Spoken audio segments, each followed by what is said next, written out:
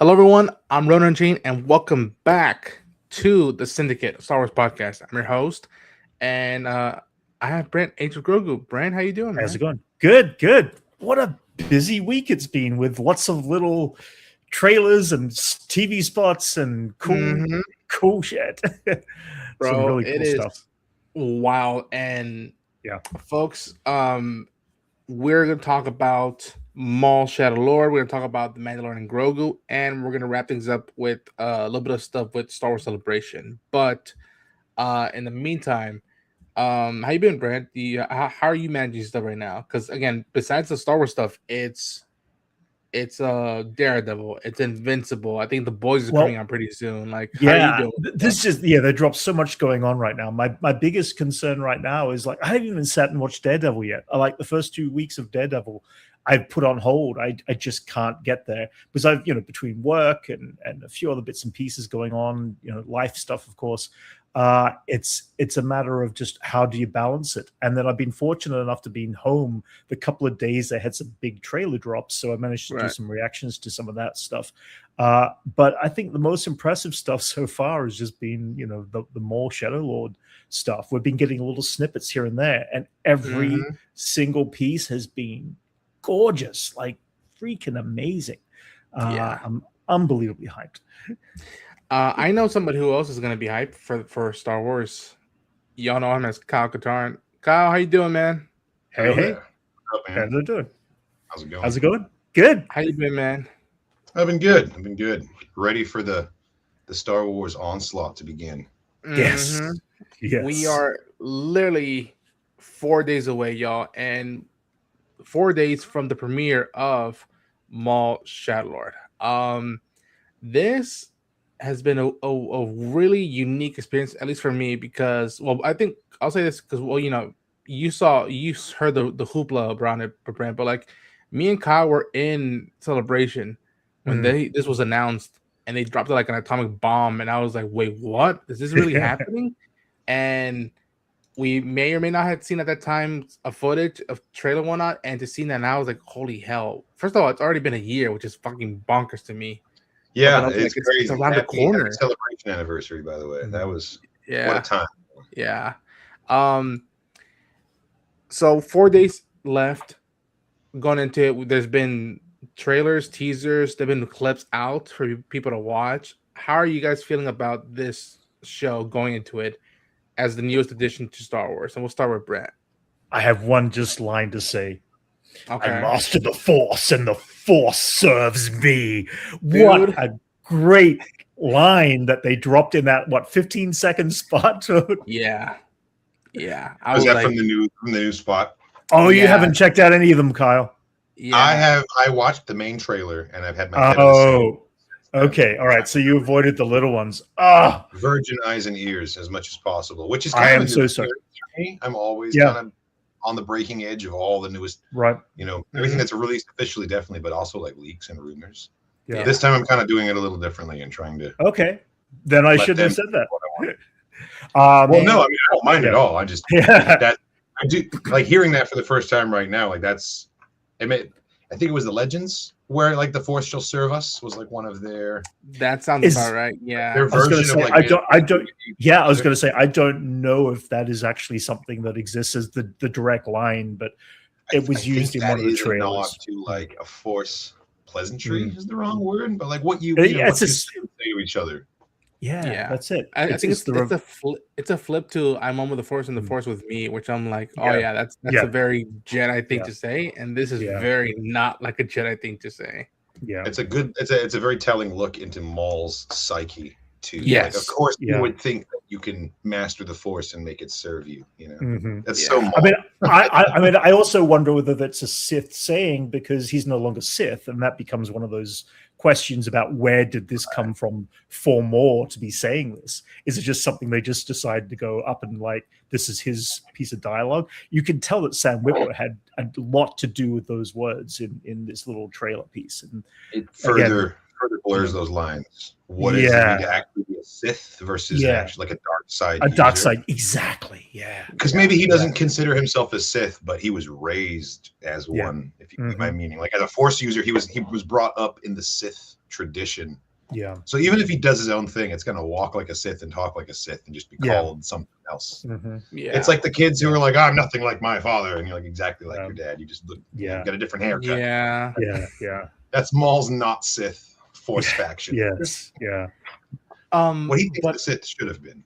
Yes, and I think that like the notion that like again, not since the Bad Batch, not since Tales of the Underworld, like it's weird that like we're getting new stuff Star Wars related with a guy that has, I think, gathered more of a not cult following, but like is almost each year it feels like he's going up the ladder in the realms of the Ahsoka Tano's, of the Luke Skywalkers, the Anakin Skywalkers, the Darth Vader, to be quite frank. Like even though he did make his first appearance in '99 with Menace, I think it was the weirdest and best case scenario of bringing him back in Clone Wars and then seeing where that goes off. And I don't know about you guys, but and I know you've been head down, Kyle, but like I've been just hyped by the notion that the group, Brad Rao, supervising producer, the guy who did the Bad Batch, Matt Mignowitz, who's the head writer who wrote some of the best stuff in Clone Wars. He worked on Rebels and Bad Batch, and I think he wrote all of Tales of the Underworld, which tracks. Is that like they wrote this show for general audiences? That way, if you never see anything Star Wars related, you're good. You just jump in, and it'll catch you up with everything. But if you're hardcore fans like us, there is plenty to pick out as a fan. But is there a notion or a detail, something you're interested to dive into with this series? Me? Yeah, both of y'all. I mean, I have my own personal wish list of things that I want to explore with Maul as a character, and I'm not sure which territories the show's even going to go. It sounds like it's its own self-contained original story that's not necessarily going to fill in an obvious blank that we're all waiting for, but like kind of tell us something we didn't know we needed about him. That's what I expect from it. What I want, what I desperately want, what I need to know is how he got from being in charge of Crimson Dawn to stranded where he's refined. That's one of my big ones. I need to know. And I don't think this show's going to answer that question, at least not in season 1. I do know, even though you're right, my head has been down. I did hear that season 2 has already been announced for this show before it's even come out, which is that's some confidence. And it is kind of it's kind of sad because now, spoilers, we know that Maul's not going to die in season 1. Hey, say on straight face. I'm in it for the journey. Actually, what if season 1 ends with him getting cut in half again? And then in season 2, he returns again. Just face to face with Vader. Gets slashed in half again. Because we can skip the whole thing. It shows him like brushing some trash off of himself. Didn't hurt as much the second time, I'm guessing. No. Remind me to pay the for the new legs. I was going to say that one of the advantages from what I've been reading on this is that Sam Witwer is a consulting producer on this, and only he understands that character for the last 15 years of his life, plus, kind of thing, or thereabouts.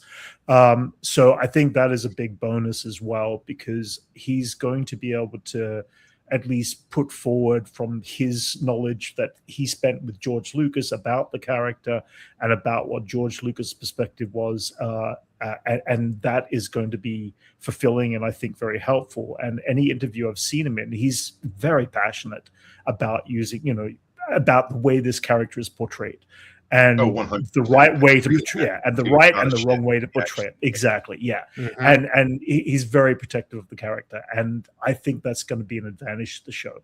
I think the disadvantage to the show is that Disney Plus, the Disney, the animated, sprocket to the universe, is still dropping their animated show at midnight on a Sunday into Monday morning kind of midnight thing. And I think there's something there that needs to be corrected over the course of the new, the new leadership of Lucasfilm. I feel like that needs to be made a little bit more. Have they started yet? Can we send them a fruit basket, like a posted in it that says like, "Please stop releasing them at midnight."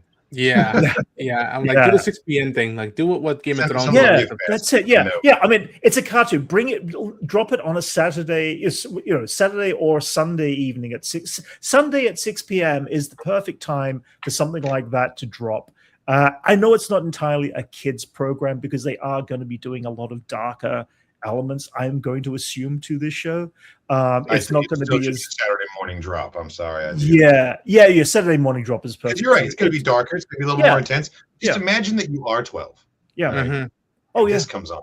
While you're eating your cereal. Best. Boom! I'm all over it. It would be fantastic. You're right. You're right. Yeah. It's not for us. For the 12-year-olds of today. That's what I want. Yeah.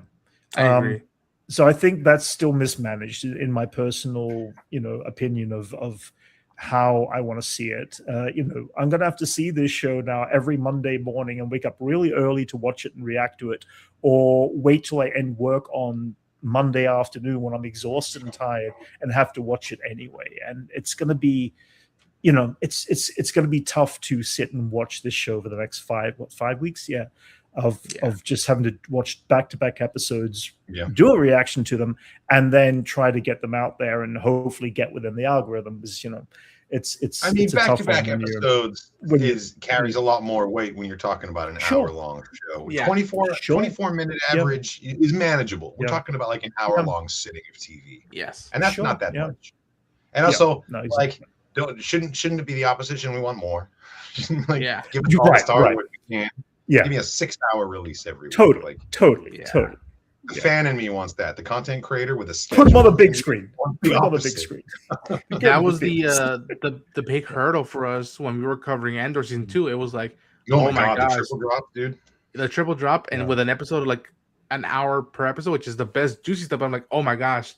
We're gonna have to spend 3 hours recording, 3 hours to edit, and probably 3 hours. Not only that, but it's not even like you could just quickly like conveyor belt, watch it, react, discuss, watch, react. Like they were meaty episodes.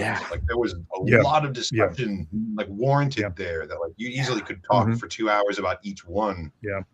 That was. Those were several all-nighters in a row. I'll tell you. Yeah. I'm hoping that the double feature drop is enough of a thing to keep the hoopla talking for that week. And again, one thing that I know I definitely want to talk about during those weeks is something that's been like my not slash obsession, but just unique intrigue is like, how is Maul as a leader of the underworld with folks like Rookcast and the sparing legion that still follow him? Like, I want to see what he's like as a leader, trying to garner his underworld, control with an iron fist. I'm fascinated by that. And again, if you could see the visual, like this is just from a screenshot. I'm telling y'all, from what we saw in Japan, and Brent has seen parts of it, that like the animation looks 8K, not 4K, 8K. It was tripping me out watching on totally different level. Like, yo. 8K. Yes, of like the detail of it. I was like, what the hell are they doing? It's man? like the Kylo Ren of animation. It has an 8-pack. Yeah, man. Like I remember when Bad Batch dropped, and there was I think it was the first episode, second episode, where Omega steps off the Marauder ship, and like she steps on like dust, and there's dust in the air. And I remember that freaking out. Like, whoa! I was like, what the hell? They nailed the dust of like the sand and whatnot. And I was like, I can't imagine what they've been cooking in the pipeline for animation with this mine show. Mine was Tales of the Underworld. Morgan Elsbeth reaching down and grabbing a fistful of dirt after the village gets burned. I think that was my oh my god, the animation is there. Season 3 season 3 of the Bad Batch, when they went through the jungle and they were just running through the jungle, following. There was just something about the way the lighting came through the trees and stuff. It was just beyond anything we've ever seen. It was just like, how can we get any better than that? And we're not just gotten better by the look of it from what I've seen from Maul, but we've gotten something new. It's not like Rebels where they're basing it off of the Ralph McQuarrie design, but it feels a little bit more like Clone Wars, where they've got the painted textures in the landscape, but just more hyper real. And I've always loved that that paint texture within the clone troopers' armor and everything else around them in creatures and ships and everything. And we're going to see that back to this, it feels like. Also, the other thing I've got to say is in the couple of pieces and the few scenes that we have seen, the kind of score is so listen, there's a moment, fantastic. There's a clip that I sent to Kyle, and I was like, you know, react to this, like, should I? And I'm like, if you want to go in cold, I wouldn't. It's a cool sequence, but there's a piece of music that they use, and I remember flipping out and be like, what? And I think I can only imagine that you're gonna shit your pants. Duel of the Fates, really? There's something they're gonna do with the music, and I'm like, wow. And it sounds. You could tell that like not even Kevin, but like his kids, you could tell that they're spreading their wing, and I'm just happy that they're still a big part of Lucasfilm, and specifically in Lucasfilm animation. Before we talk into something a little bit extra of Maul, I do know we have some comments, so thank you so much for anybody who's watching this with us. We'll do our best to answer all your questions as soon as we can, but we have Teague O'Neill showing up saying, Ronan Chain, with the announcement of season 2 4 days before the series premieres, I wonder if season 2 will be like 10 episodes like year 1 or 15 or 20. I also wonder what's stopping Disney from allowing 60-minute animated series at this point, as it would be a new challenge to the 60 animated series throne being hogged by Invincible by Prime Video. As it relates to the Mandalorian and Grogu film, whatever the main story is has to serve as the bridge between Act 1 and Act 2 of the Mandalorian TV series. Thank you, Teague O'Neill. We'll get into the whole Maul stuff, because that's the thing we'll talk about. Not too much, because again we're still waiting for season 1 to drop, but we'll definitely bring up season 2 announcement. Keyblade Master Jeffrey saying, "Oh my gosh, I finally get to catch another Ronin stream." How you doing, Jeffrey? Good to see you, man. I love how Kyle is just there in the background, like he's going to crash the party. I saw that too in the thumbnail. I'm just lurking back there. Accurate though. Here I am crashing the party. Everyone's psyched for Monday Night Maul. Oh, that is a great Teague. I might start hashtagging that Monday Night Maul. Or Monday morning Maul. It's the midnight of Sunday, right? Yeah. Like, yeah. Okay. Sunday night. Sure I'm writing, 12, watching on the going to 12 a.m. Yeah. Cool. Jeffrey says, "LOL." Darren going, "Hey boys, how you doing, Darren? How you doing?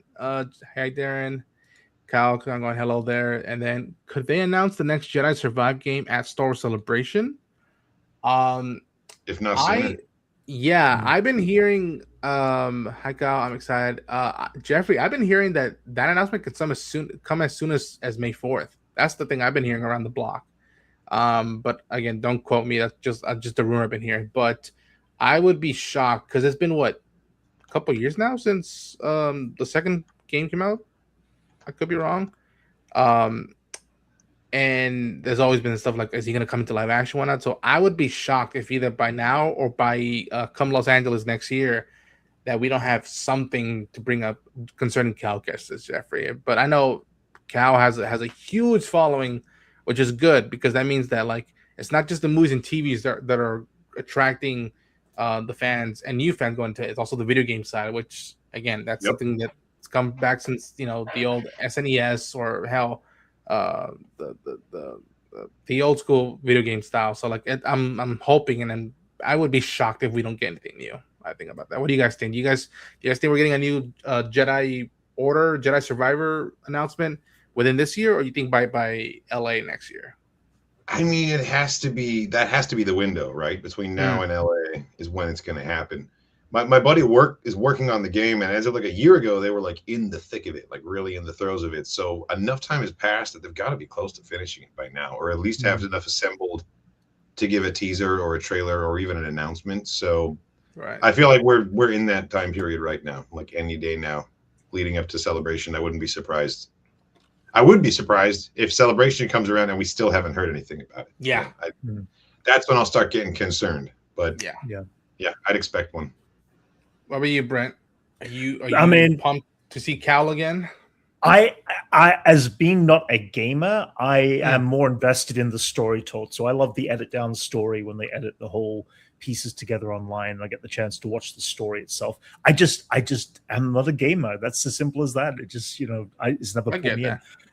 But in the sense of, I'm not sure how long it takes between years of getting some of these games together. It also depends on the technology too, because the technology upgrades usually every time they get to the next batch of games or the sequel of the game and stuff like that. So it can only get better. I mean, in the sense of the animation, so it can get smoother, it can get cleaner, it can get visually more striking. So I'm curious to see what that aspect is more like from a fan, but not as a gamer. As I said, I think it's totally valid to just be into like the cinematics and not the gameplay. Yeah, correct. Engage it that way because it is so cinematic nowadays. Mm-hmm. Oh yeah, it has to be. And with the technology and the fidelity, like it really is like watching an interactive movie.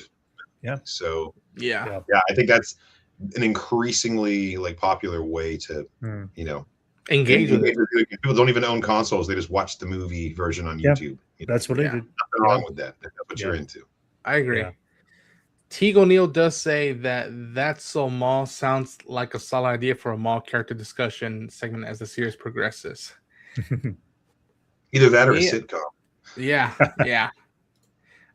Jeffrey says, I'd laugh so hard, but also scream at my TV if that happens, Kyle. Getting a lot of Star Wars if he does get cut off. Yeah. Oh, man. That just becomes his thing.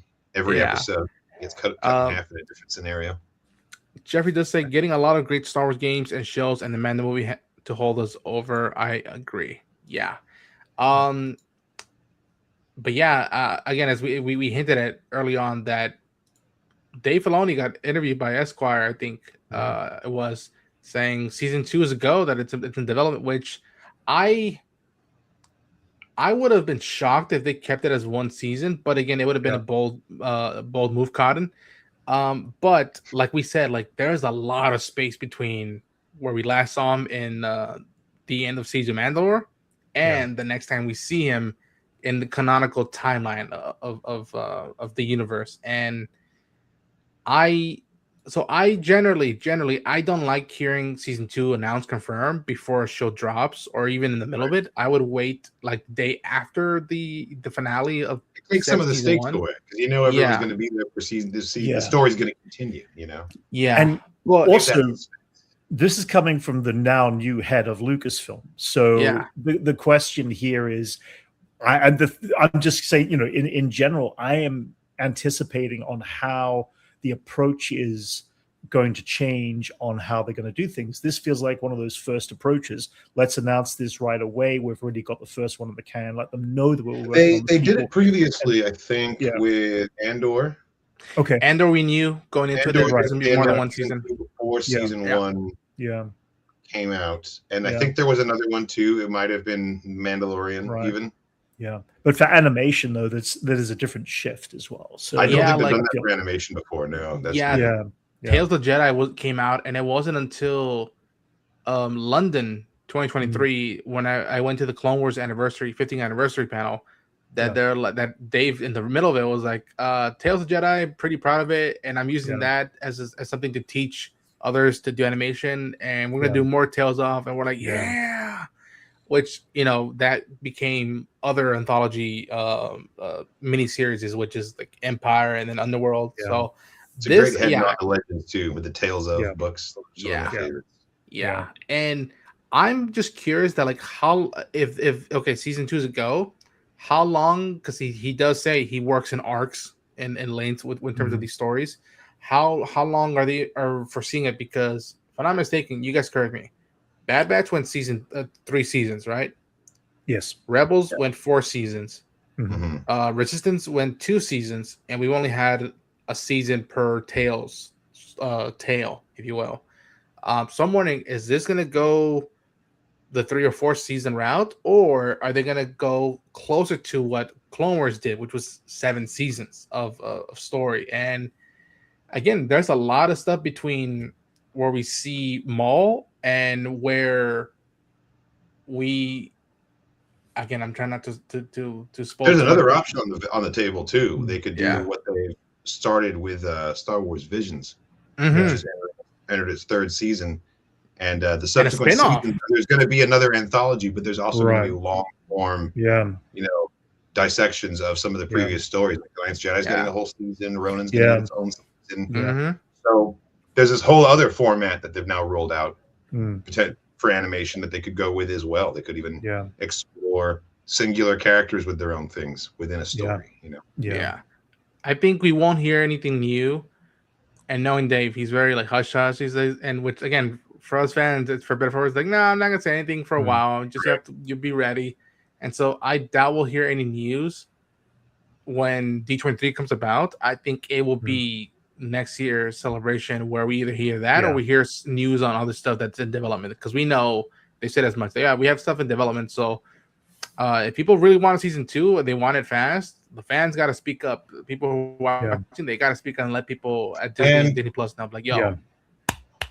And for what it's worth, if you want to know what's currently in development that hasn't been announced yet, just listen in on the Disney investors call that's coming up. Yes.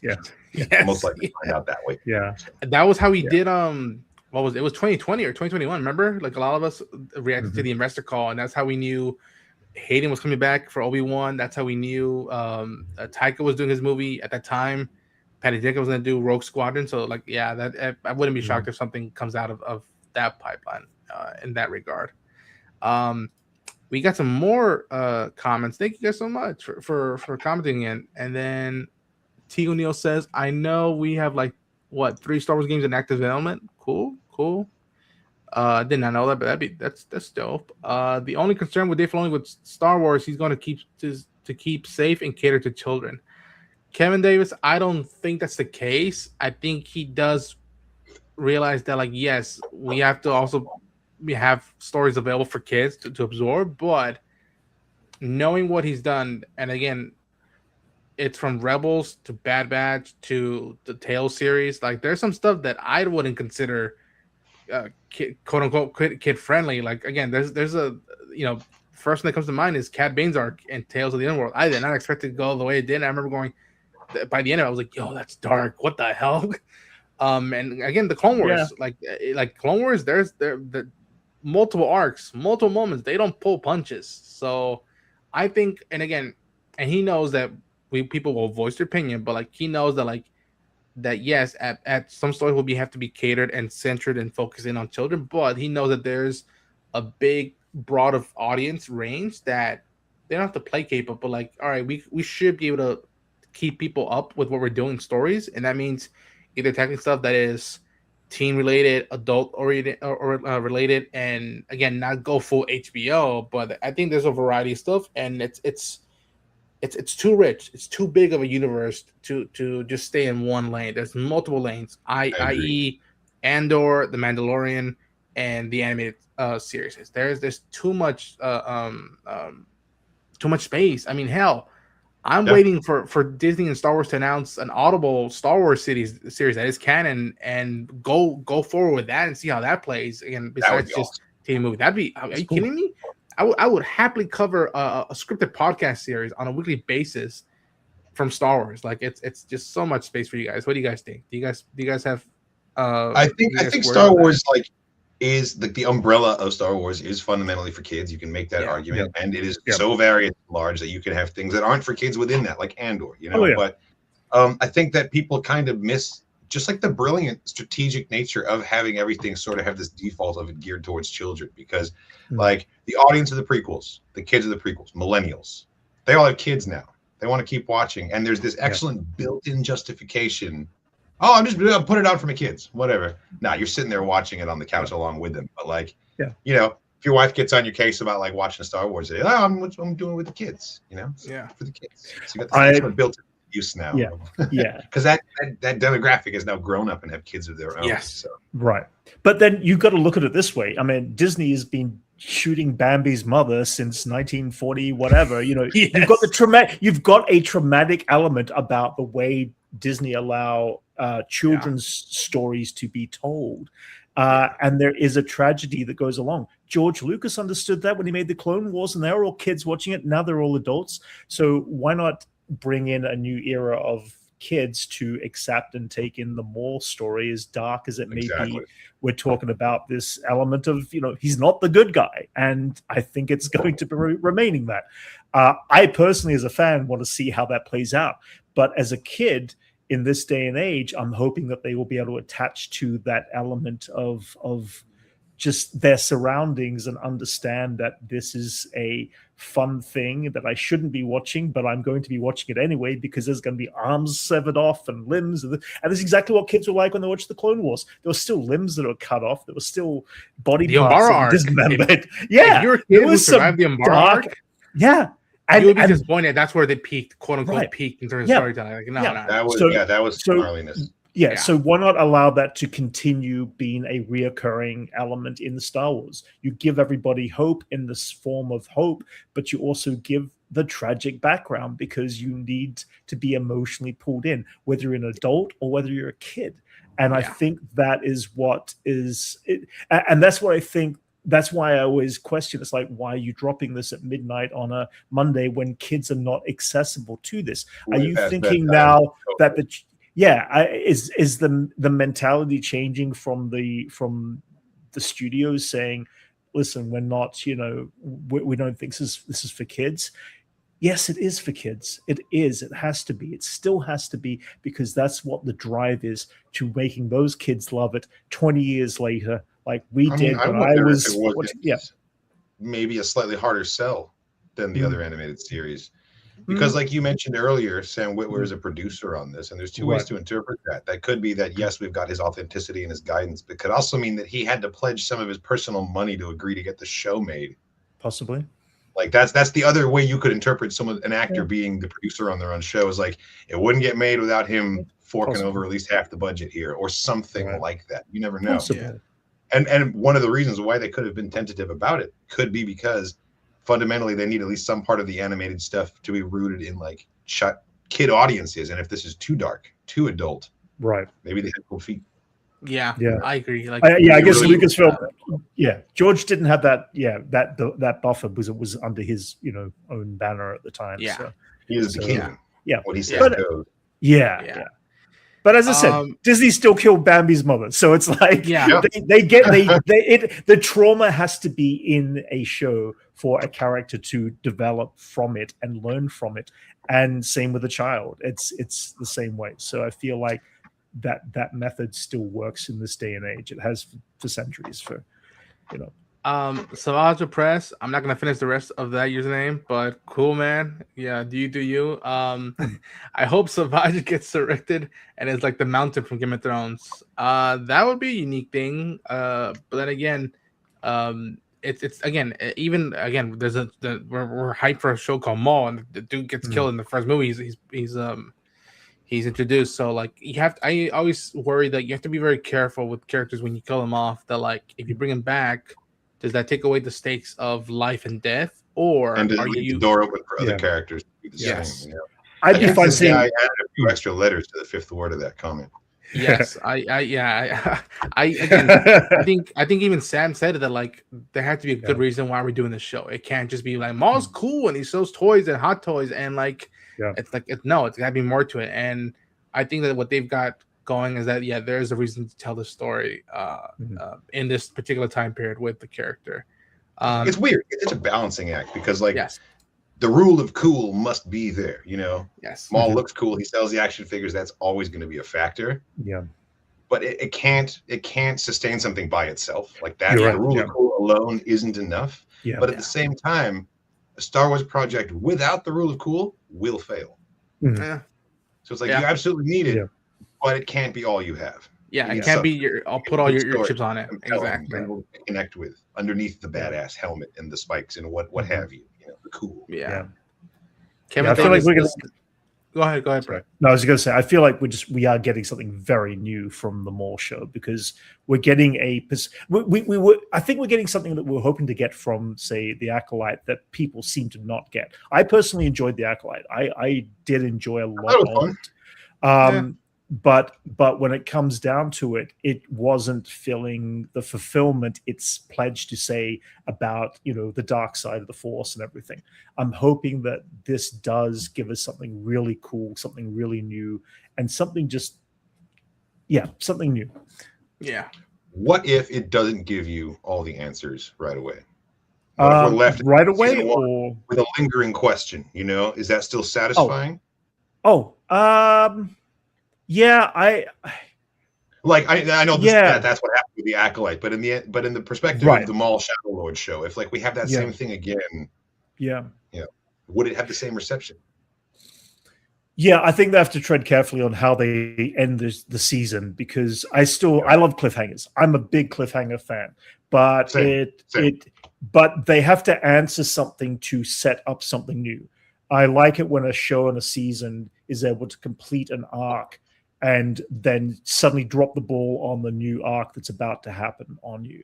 So I feel like there's an element there that needs to be an accomplishment. You need to accomplish something at the end of a season. Otherwise, if you're just left hanging, it becomes a bit like J.J. Abrams, the way he does his stuff in some aspects. It becomes the mystery box that keeps on going and leads you on, but doesn't necessarily pay off at the end. Honestly, that's a very delicate place to find yourself with a character like Maul, because so much of his life is mapped out, including his death. Yeah. Yes. To make this show compelling enough to justify 2 seasons, you need to have some sort of compelling development with him. Yeah. But he can only get so developed before the next point that we're already very familiar with as the audience of this guy's timeline. Right. Yes. So they have to find a way to like change him fundamentally throughout this show in a way that keeps us watching. Yeah. But is not fundamental enough that it takes him past where we know he's going to be X number of years down the line. Yeah. And he acts pretty specifically in that episode of Rebels to where if they try and make him like do the work in several different ways, it's clearly not what happened from how he's acting. Doesn't track. So, it's exactly. So it's really delicate. Like, how are you going to develop him further, but not change what comes after this? You know, that's why I feel like it might be a 2-season show, and this might be it. I don't know if, as long as they use the time right and get us from A to B between these points and fill-ins, you know, till we get to those dots that we already know of. I feel like that they don't need to spend an enormous amount of time if they do it right, and we don't get a lot of filler episodes and stuff like that. And maybe season 2 can be that Crimson Dawn story that I need. Bring back Emilia Clarke. That's it. That was my I was thinking, what's the name? Oh yes, Emilia Clarke. Bring her back straight away. I would bring her and Paul Bettany back. Like, I think there's more. Didn't get her for Outlaws. Yes. The actress did a good job. It was a good voice match, but like, I'm sure she wasn't doing much. You could have called her, guys. I'd be like, yo, get Emilia and Paul and be like, yo, that movie had a unique thing. This is all about you guys. So get loose. And like, I think they would go in a heartbeat. Heartbeat. Yeah. That'd be great.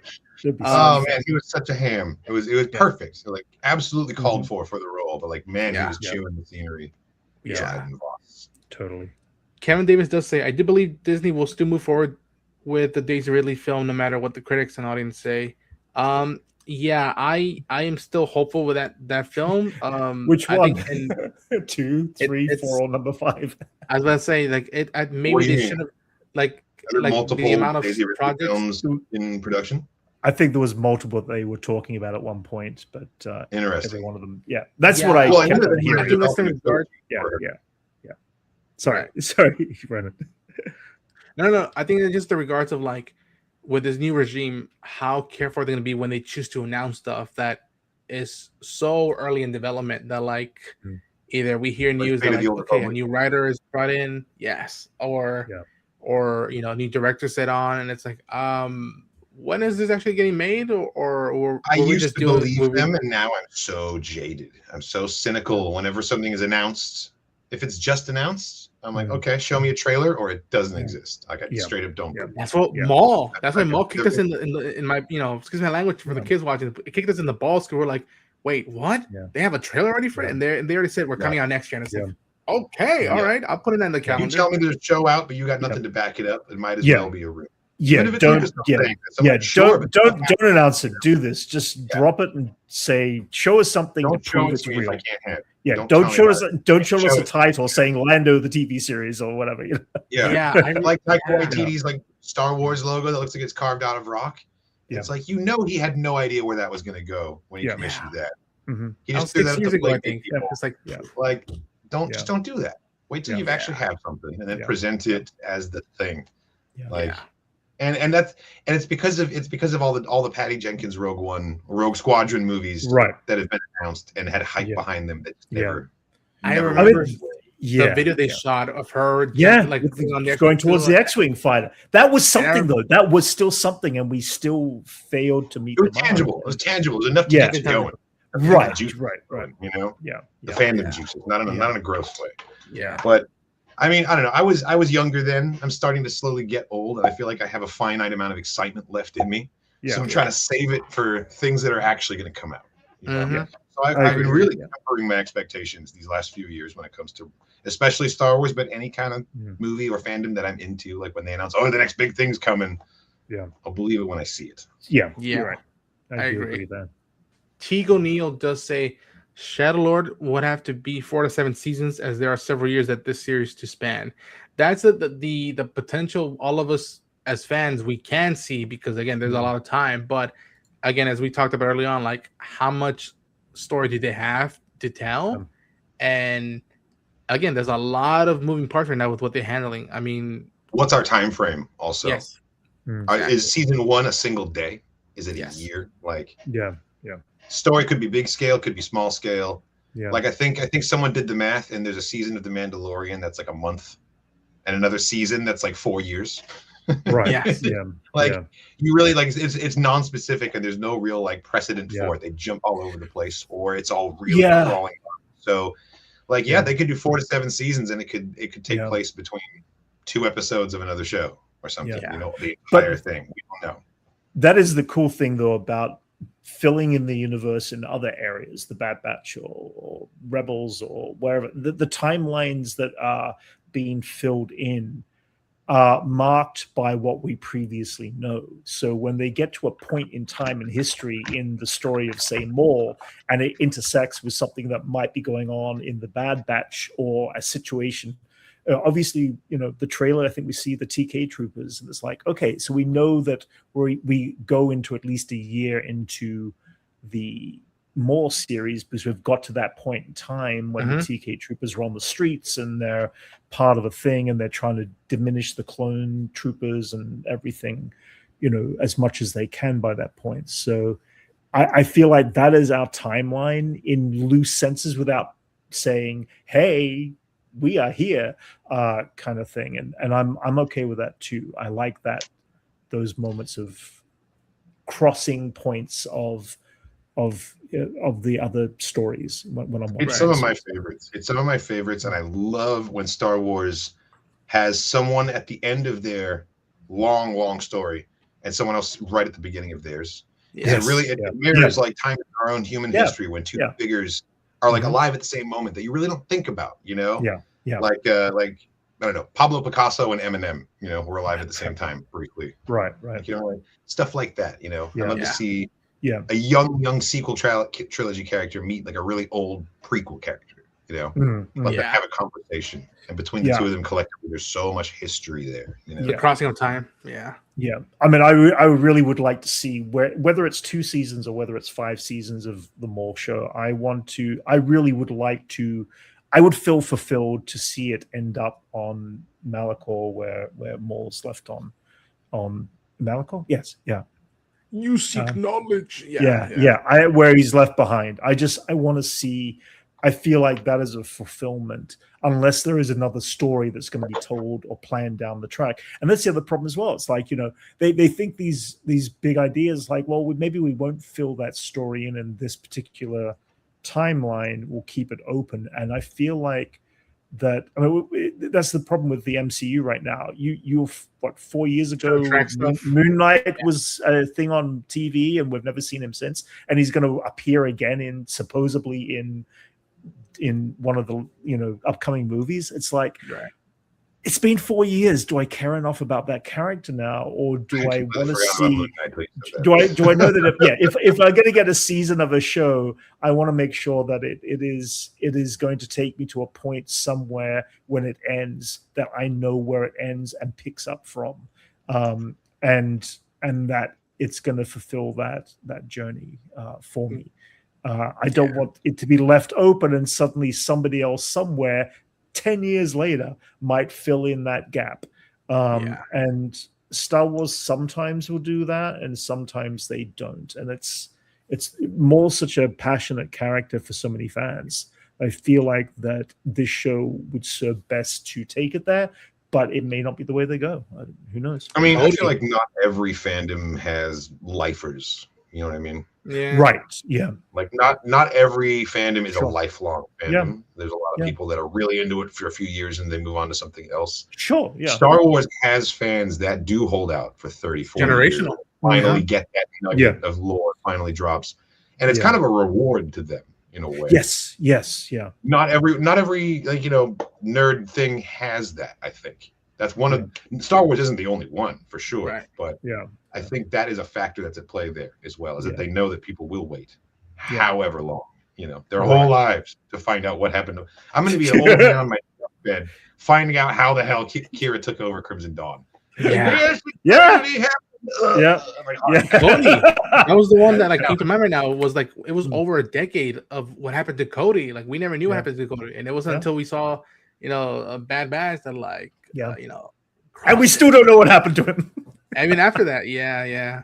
They almost told us what happened to Sev, and then nope. Yeah. And then Bad Batch. Yeah. Jeffrey does say that he has Pod Racer game coming this year. Everything else to be determined, especially with the new Star Wars Fate of the Old Republic and Culture remake. Yeah, that's. Please keep that because I know how much. Like I think someone else says it later on the line. Oh no, here we go. Teal Neil.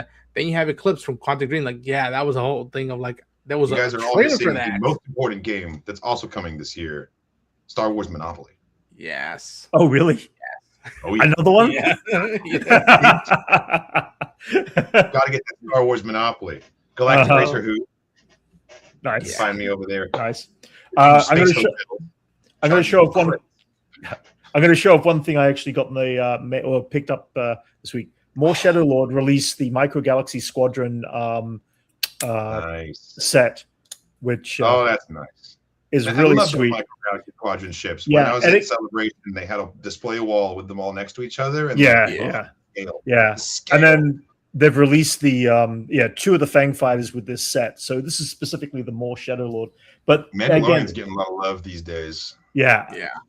You're probably never going to be able to see the detail in it, but the actual detail, it's impossible to see on camera. But he's got the there's silver glinting off of his lightsaber. Again, it's so small. This camera is terrible to picking up. It really isn't going to show anything. And I just dropped him. He just fell down. But they're 1 inch tall. They're going to get lost easily if we don't. Thank you, Droid Herd. I was going to bring that up too. XCOM, the Star Wars XCOM game, Zero Company. That's also coming out. Squad-based tactics. It's going to be turn-based. Customize your little dudes. That was also one of the Celebration announcements. That one's been kind of skating under the radar. I think a lot of people don't quite know what to make of that one, but it's going to be so good when that one comes out. Like, it's going to be addictive. I can already tell. Yeah. Hi, Taladia. How you doing? Hey, Taladia. How you doing? Hey, Taladia. I think that there are 5 games that I know of. Hi, Taladia. Yeah, there's a lot of moving parts, and I wish Dave and I believe her name is Linwen. I could be wrong. Yeah. The co-president. I'm gonna get used to a new name now. Of be like you got to manage all that and still be Dave is still like trying to do his stuff, and so it's a lot of stuff. And again, I hope a lot of this stuff comes to fruition, not because we just want stuff, but like for a lot of stuff, even for cancel stuff, a lot of people put in years of their lives to make something, and then at the blink of an eye, the cable's plugged. So I hope that doesn't happen that much, and that some of this art can be shared with everybody else. Shooting Bambi, so well, poor Bambi. since the old days. Ryan 1136. Hello, how you doing, Ryan? What's the 1126? I really want to see Quinlan in the show. I really want to see Maul interact with the Hidden Path. That would be a unique thing. That would be a unique thing. Yeah. It was cool to see Quinlan and the Tales of the Underworld moment, which again is an echo to oh my gosh, what's the name of the book? I have it. Damn it, I'm going blank. Dark Disciple. Dark Disciple. No. Is that the one? Yeah. Damn, I had it. With him and Ventress. Yeah. So it'd be cool to see them. Apparently, they are going to be referenced to Star Killer. Yeah, I think again, I don't want to spoil for Kyle, but there's stuff in the trailer that clearly is hinted at, and I'll leave it at that.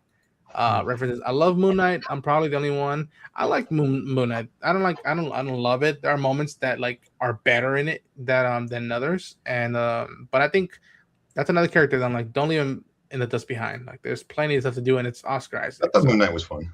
Yeah.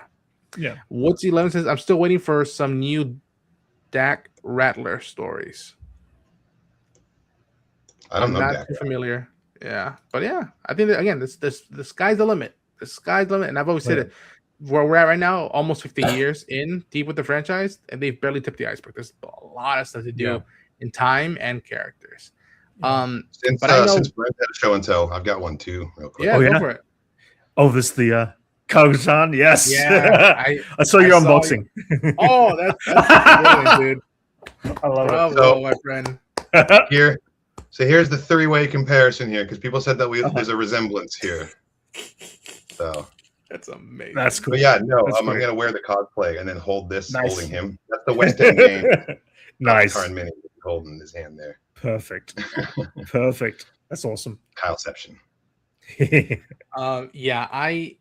Listen, y'all. We're waiting about stuff. There's a bunch of stuff being played in time, but I know what is coming around the corner, and that is the Mandalorian and Grogu. Hell yeah.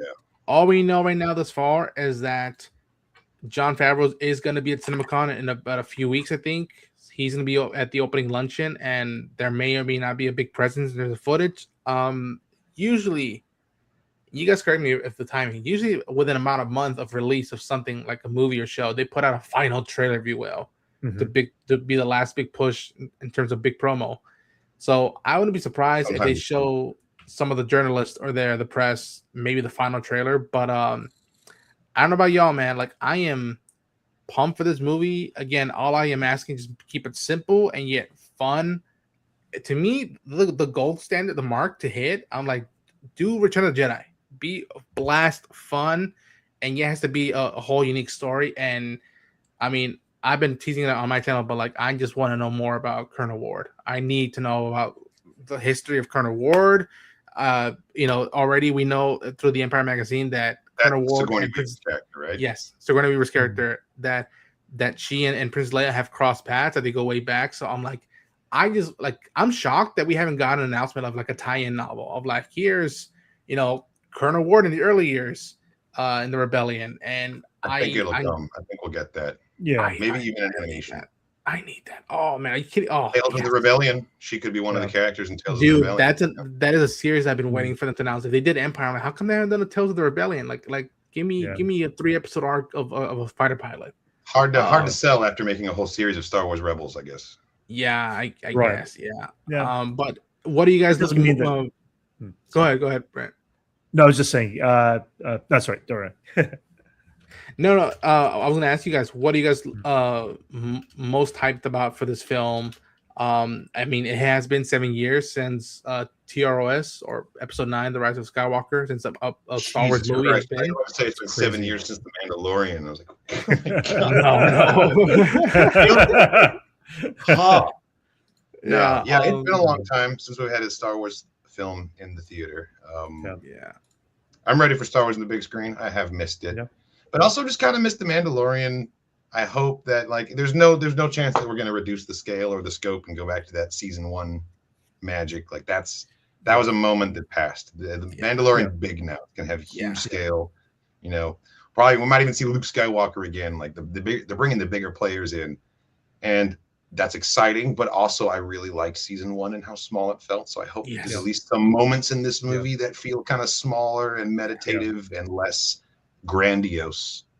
Don't get me wrong. I'm here for like all the action and how as big as they want to make those set pieces. That's great. I'm gonna have a great time in the theater. But like if I can be particular about it, that's what I really want is like those smaller moments. So hopefully we get at least a few of those. Yeah, I agree. How about you, Brent? I'm afraid that critics are going to pan it as they did Return of the Jedi, and they will pan it. I'm expecting that they will come in. There'll be a few people out there who are going to be like whatever, but the reality is it's not going to be a world-changing movie. It's going to be a simple adventure in the Star Wars universe under this banner of these characters. So you can either be in for it and just sit there and shut your mouth and enjoy it, or you can, unless it's a really, really bad film, which I don't think it's going to be. I think it's just going to be an entertaining popcorn film. I mean, if you can sit there and just like a Rocket enjoy Man it. and a puppet fighting people, Yeah. and you expect Citizen Kane, Yeah. you're already that's it. Exactly. Yeah. I mean, I'm not expecting it to win the Cannes Film Festival, Right. but it would be nice if it throws a punch and be like, we could be just as fun as any art film that you're gonna watch this year or anything nominated for the Oscars. Like our stuff is just as valid and worth the price of admission. That's another thing. That I know I'm gonna have fun and it's gonna be cool visual effects and stuff, but remember why we got here. It was just a guy in a bucket helmet. And a little baby Yoda, and we spent time 8 episodes, 8 weeks with them, and that's why we're here with this film. Yeah, and I agree with Kyle here too. I want to go for the popcorn film, but I'm looking forward to seeing those little beats, those little moments along the journey that made The Mandalorian season 1 so special. And if we get that in this film, we get these little moments of oh man, that got me right here. Then I'm done. I'm set. It's perfect for me. I mean, I'm going to enjoy it. And interesting to note, fun fact, behind every single one of those little quiet moments that was so cool is a Rick Famuyiwa. He was always the director. And that was usually how I found out. It was like, oh, that was such a cool sequence. Yeah. This is definitely one of Rick's episodes. Yeah. It was Has Rick got anything to do with this? I don't know if he's got anything to do with this film. I don't know. I would hope so. I don't think so. Yeah, I would hope so. Is Dave co-wrote the script. He shot Second Unit. And I also heard that Peter Ramsey, one of the directors from season 3 and Ahsoka, also helped with Second Unit. Right. But I know that Dave was the main Second Unit director, and which is bonkers because I'm like, but you're also prepping Ahsoka season 2, and you're the president now, co-president now. So I'm like, I mean, he's playing. Probably Yeah. couldn't keep him out of the volume. If he he wanted to shoot stuff. Yeah. He's got code, man. Can't any of us say we'd do differently. And I think thanks Jeffrey and looks just like I think he was referring to your Kakatan figures. Yeah. Ridiculousness right here. Yeah. I think also I said Colonel Ward early on, and I got 2 Black Series figures. You found them? Shamefully. Cool. Yeah, I literally. Wait, is that her in the X-wing getup? Yeah. Look at this. So she flies, huh? I've only seen the black box, not the white box. Interesting. So I have both the black and the white box. Yeah, of course you do. I couldn't help myself. Is there anything different besides the box color? Like, is the figure different?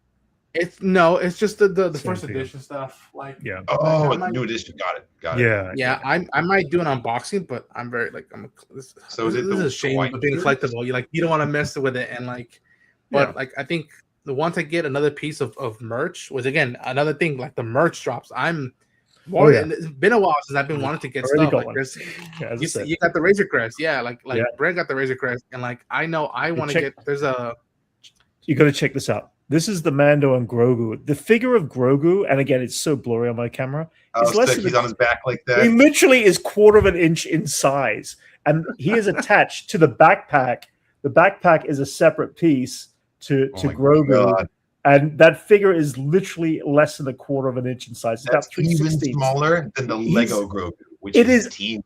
Absolutely. This I'm afraid I'm going to lose him. This is my little fingernail right here. So you can see how big Grogu is. Follow that so fast. Yeah, and it's just man, and he plugs into the back of Mando here as part of it. And again, it's a cool little piece, but at the same time, it's the detail again on these ships. I can't say enough about them. They're great, and they're releasing a new one at the end in 2 weeks' time with a new Razor Crest. A new Razor Crest with Zeb as the other third figure on the actual. Cool. Zeb, that's another thing that I'm like, yo, what has Zeb been up to? What happens since we saw him in the bar? Where's Kallus? Is he in contact with Hera? And last we see, Kallus and Zeb are together. A lot of time passes. We don't hear from him. Zeb's at the bar a lot. I wonder which one had the baby. Together, I think it's not going well for Zeb and Kallus right now.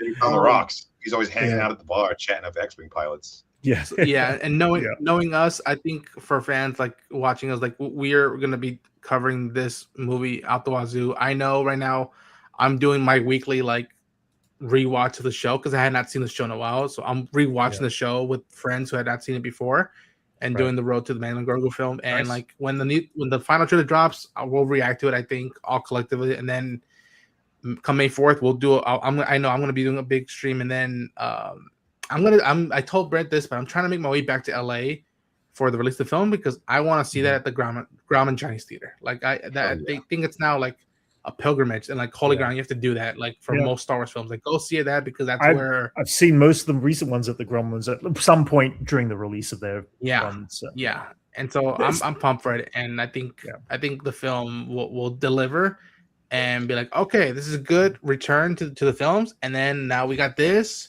Yeah. And then we're gonna get Starfighter next year. It's like, okay, let's keep the momentum going stronger and stronger without any turbulence, like we did. Some of us felt in the past few years. I think we have a couple more comments, and then we'll get into our last topic, which is Rayanne says 1136. Speaking of new movies, which film do you guys think you'll see first? Dune 3 or Avengers Doomsday? It's exciting to have a new sci-fi series. I think I'll see Dune 3 first. That's a good question. Same easy answer. Dune 3 first. Yeah, I'm thinking that way too. I'm thinking that way too. I enjoyed the first two films a lot, and I'm curious to see how this will ends in that story. I'm not currently planning to watch Avengers Doomsday. I have to watch all the other Avengers first. But Dune, I'm there opening night. That's the thing that, like, for me, because I've seen all the Avengers and I've seen both Dune movies, but like Doomsday is going to be so spoiler heavy just on the marketing side that like that week is going to be so tense to be a content creator and being online that like I might just want to watch that just to like avoid spoilers. And then makes sense. If they are doing the whole Doomsday thing, I will happily I'll happily do a double feature between those two movies. I'll just really take a break in the middle and go get like In and Out or something and be like, all right. I mean, like it's still about to get so weird. They need to like ease the audiences in. So they're gonna like see if Dune 3 scares people too much. They might not approve the next one. So I'm hoping to go into this with a ton of confidence and like everyone loves it, so we can actually get to like the proper weird stuff, which is coming next. Because after Messiah, it gets bonkers, is what I've heard. That like it gets weird, and I think in the best sci-fi way possible. But great question, Rana. Thank you for that. Droid Herder says, Droid Herder, the 7th Samurai episode with Mando versus Raider ATSC was one of my favorite series moments ever. Hope we get something like that in the film. Yeah, Sanctuary. Bryce Dallas Howard first. I love that episode. That was just a fun one to revisit. Why not? First Star Wars episode for Bryce Dallas Howard, and first Star Wars episode for Gina Carano. That was when there was too. Yeah, I need to do a rewatch myself. I mean, I don't think I'll do reactions, but I think I'll definitely rewatch. I need to do a re-edit of that reaction because that is the one. I think that was the last reaction before Nerd Chronic joined up, and that was the one that we just never got up. It just kept getting blocked. Oh wow! But I bet I have a lot more robust editing techniques than I did back then, so I bet I could get that re-edited if I can find the original footage. Right. Because that's technically a lost episode of our reactions. Wow. Okay. I didn't know. Interesting.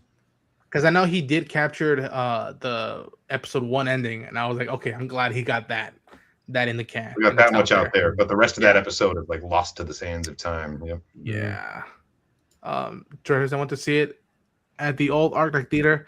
Man, don't go pulling my strings because I'm hoping that somebody with money just be like, all right, let's actually do it. Let's open the gates, open the doors, and bring back the Arclight Theater. I would happily see it in the 70mm Cinerama Dome. Like, oh, that would be sweet.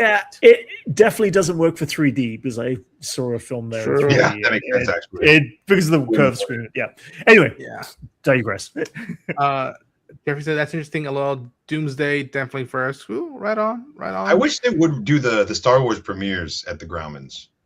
They do it at the El Capitan now, which is like across the street, but it would be cool. But we remember. I don't know about I think I can speak for all of us, but I remember when I would watch the documentaries or stuff like that and seeing the old footage of 77 of people, circling around the block. Like not even just in 77, but like even 99 with Phantom Menace, it's like people running around the block. Dressed as Vader outside of Grauman's. It's like permanently in my brain. Yes, and I'm like, you've probably seen the same shot. For me, the making of Star Wars, when they showed the behind the scenes back in 77, 78, whenever it aired back in Australia, and just seeing the Chinese Men's Theater at the time. And that was always the thing as a kid. It was like, I need to see my Star Wars movies there as much as I can, kind of thing, you know.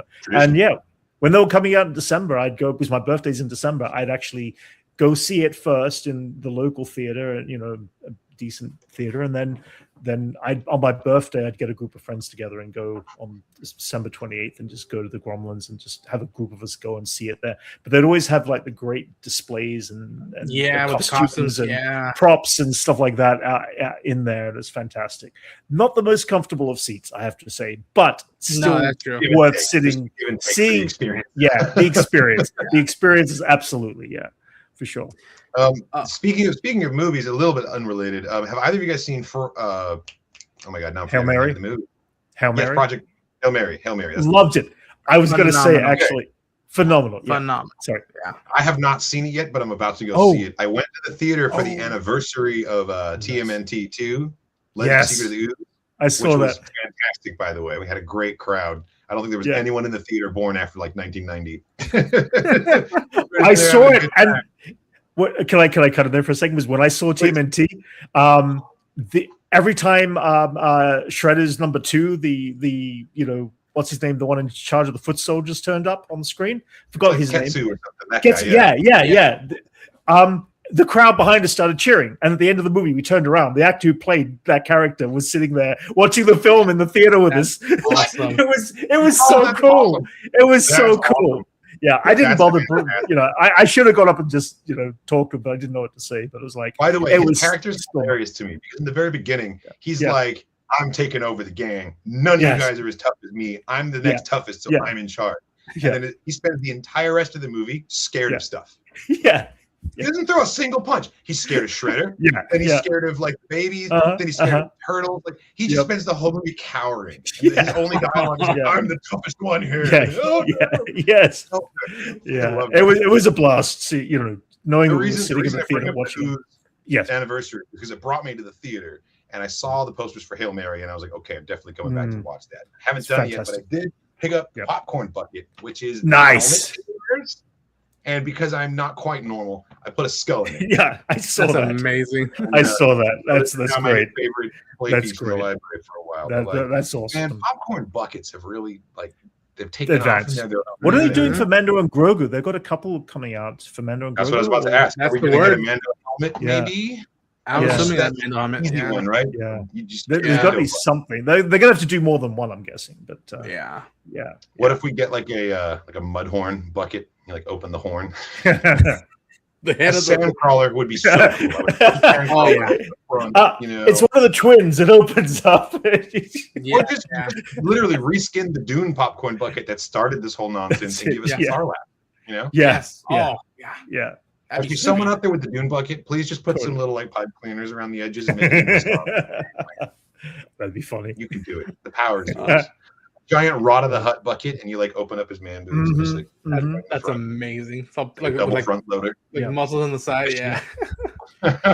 You open his abs. One other thing I got to say: did you see the little short trailer with the interior of the twins' throne room? And now, see a wide shot. That was the main trailer I saw. God, that freaking like the actual, it looked incredible. Just like we saw the full wide shot of the throne room in that 15-second short, and I was like, God damn! I don't know if Todd was the PD on this, but I know he's compared notes to the PD on this. And as soon as I saw that throne room, I was like, oh, I'm blowing up this phone. I'm gonna get the secrets from him.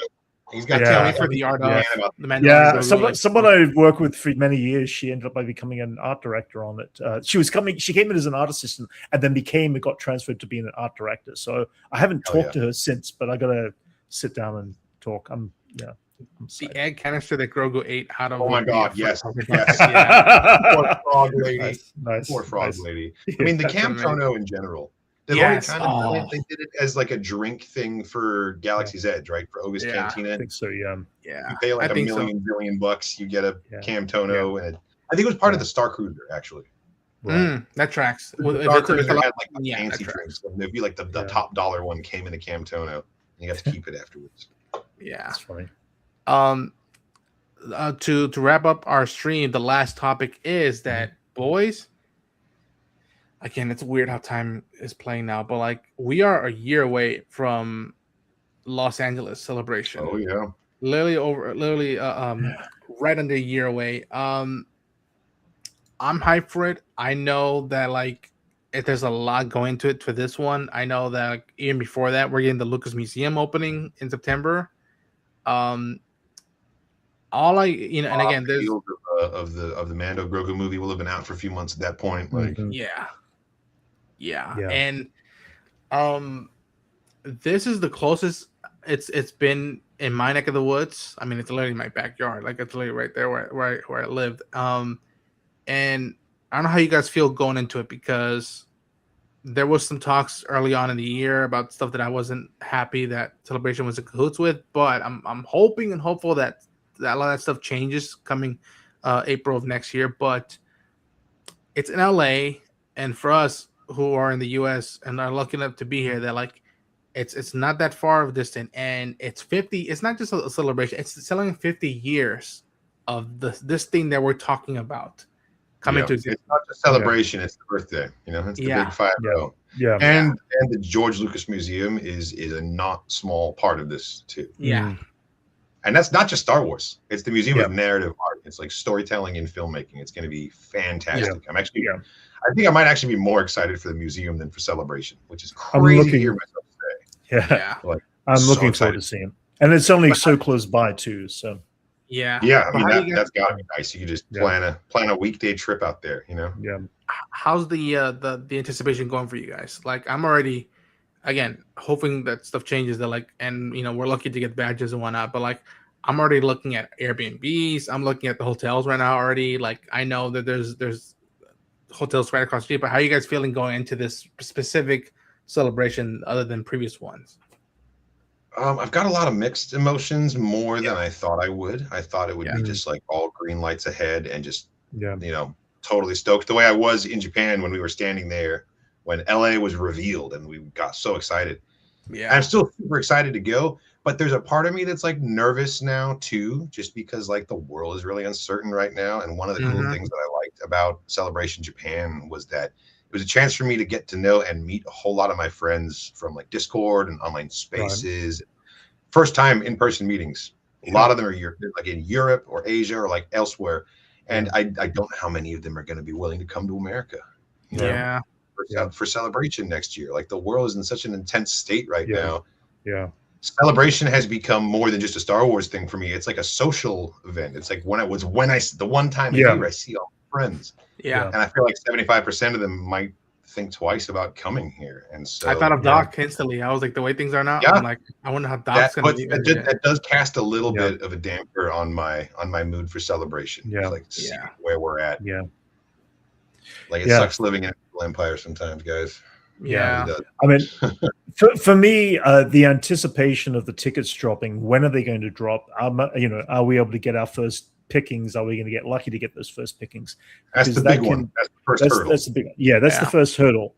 So I'm hoping, I'm guessing it's got to be soon. It's got to be sometime this month that they're going to do the ticket drop. Yeah, it's usually about a year before. So I just hope it's not one of the work days where I can't get out of it, because that's going to really suck if it does. But then I usually jump in with a couple of friends. A couple of friends. We jump online and we literally are just like, let's coordinate. Let's see who gets the first number up, and then if one of us gets in there first, then they pay for the ticket and we just pay them back. Bulk order, and that becomes the best way. Like initially, like we were trying to do, because we were going to. That's the only way to do it. Yeah, and we were both like delayed going into it. Yeah. And then the other thing for me, I live in Los Angeles, and it's only about a 30-minute bus ride from the valley where I live into the city. You're just paying admission. I'm just paying admission, but here's the thing: it's like, a few other friends of mine and myself have been talking. It's like it really does suck, because the surrounding area of trying to get into Los Angeles, you don't want to drive your car in there. because it is a bitch to get out. It's in the worst. It's in more or less the worst part of Los Angeles when you go for a few blocks out. But on top of it, but on top of it, when you go to park and then you go to or leave at the same time, I know that there are big event games and stuff that go on there. It takes an hour and a half for some people just to get out of the parking lot and out of the city area. And so if you've only been to Celebration in Anaheim, you're in for a rude awakening. So our biggest thing is like, what do we do? Some of us, one of my friends were saying maybe we just get a room there just so we can dump things in. We don't know. It's because you get stuff, you do consume stuff. So the last thing you want to be doing is carrying it with you all day or getting it back to your car, which may not be parked immediately in the near area. And so it becomes a challenge in that perspective of, I don't want to drive in every day for the 4 days because I know the parking situation getting out of there.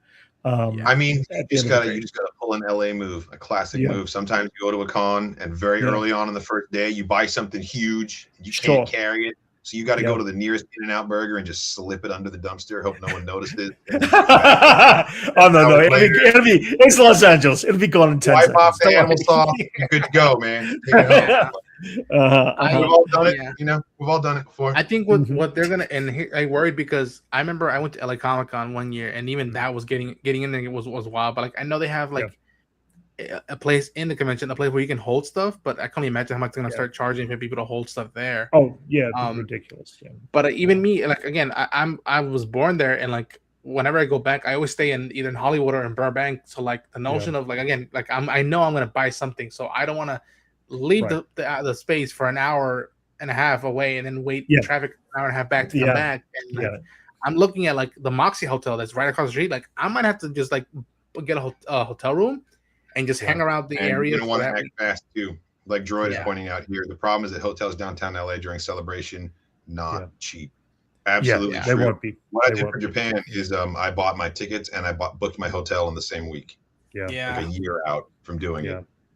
And just got lucky that the hotel ended up being in the official block of rooms, and I just booked my room in there like 8 months before they announced that. So I was on the same floor as like some celebrities. It was kind of hilarious. We got lucky with that stuff. Yeah, we saw. But, I mean, that's what I'm planning to do when we get tickets. When those tickets go live, I'm booking a hotel that same week because makes sense. Prices will start rising. Things will start getting bought up like really fast.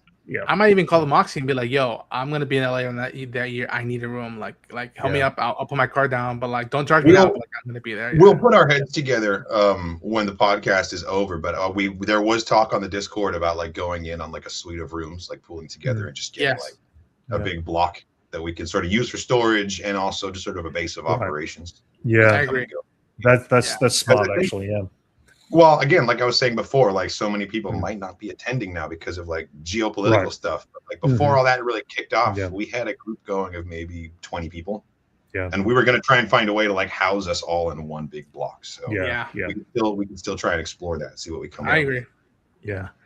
But I'm hopeful that sadly with the world we're at right now, that like somehow come April, there's some pure hope coming out of it on that horizon, and that like for that weekend maybe we can all do hang out and have fun, but while not ignoring what's happening out there. Like I'm expecting to see in Japan there was a big Andor presence, and I'm hoping to see some of that. I'm hoping I want to see. You're gonna see me because I'm gonna bring signs one up, but I want to see I have friends everywhere vibes all around it. I want to hear this is the way vibes all around it. And like again because we're a year away, but like I'm wondering how ambitious Lucasfilm is going to be of like making sure like does Uncle George make his way down to the LA Convention Center and be there for the 50th anniversary? Do they do they hijack briefly? I think he'll be there to promote the hotel.